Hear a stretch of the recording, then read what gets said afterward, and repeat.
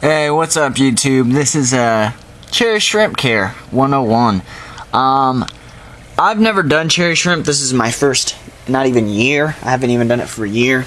But I've bred them, obviously. There's some right there, and there's another one right there. I mean, there's one right here. I'm looking for an itty bitty one that you guys can see. There's one right there, and there's a bigger one right there. And there's Mama right there. Trying to get a good picture of her. What I do, and this is what works for me, so I hope this helps. I literally don't have any fish in here with them. I was afraid that guppies would eat them, and well, if they're that small, they're gonna get eaten. So I mean, check that out. That's tiny. If they're that small, they're gonna get eaten. So, and even at this size, a full-grown adult might be able to eat one. So that's why I don't have any other fish in there. I'm guessing little tetras will do fine, and things of that sort will do fine. I just have a shrimp tank. I saw a couple people on YouTube have little 10-gallon tanks or little 5-gallon tanks with shrimp, and I was just like, how badass would it be to have a 55 full of shrimp? So, hence the 55 planted tank. And that's the pregnant female right there. I should have like 3 pregnant females. How I started, I bought some off of aquabid.com. It's a lot cheaper than buying off my local pet store. My local pet store sells them for like $3 a piece. So, off of Aquabid, you know, I was getting them for basically $1 a piece with free shipping. So it was less than even that. You know, and I'm trying to get a good picture of her. She's really pretty. So, she has eggs underneath her belly. I have several pregnant female in here. What I do for care, I do a water change once a week like I would any normal tank. I use warmer water, not really cooler water, just regular tap water, you know, nothing special. I basically just do a water change once a week.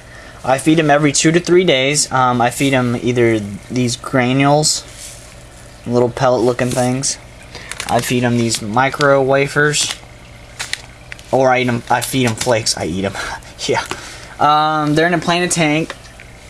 The only thing I do is trim my plants, and that's it. I don't do anything. I smash snails. I don't know if you guys can see the snails. I smash them from time to time, and I have sponge filters. That is my main thing. I guess my suggestion to anybody that's going to do this, make sure you have plenty of plants. I think that's a big thing, is to have plenty of plants for cherry shrimp. I think that's why people start with a 10-gallon, but I didn't have that many plants to start with. I maybe started off with half of this side planted, and it's slowly become more and more planted. So, that's it. I feed them 2 or 3 times a day. Not 2 or 3. Every 2 or 3 days I feed them. I do a water change once a week. I have no heater, so whatever my room temperature is, and I know it fluctuates, but whatever it is, and that's really about it. I'm not sure how long it takes for a female to pop, and she's going. She's hauling. This is actually kind of neat, watching one. And she's gonna go touch one of these. They hang on these water. I can't even think right now. Water lettuces. They hang on them, and it looks kind of cool. So it covers up some of the light. I think it looks pretty decent. But yeah, they eat algae. They eat just basically other dead things. That's why I smashed the snails. And my colonies actually turned out pretty good. I guess my recommendation is, you know, if you have a 10-gallon, go ahead and start off with 20. I start off with, I think, 5 to 10 in this 55, and I've acquired probably more than that, because, I mean, you got to realize there's the size difference right there. That's one and that's one. So, you know, and I got quite a bit of those little ones, you know. Check out how little it is.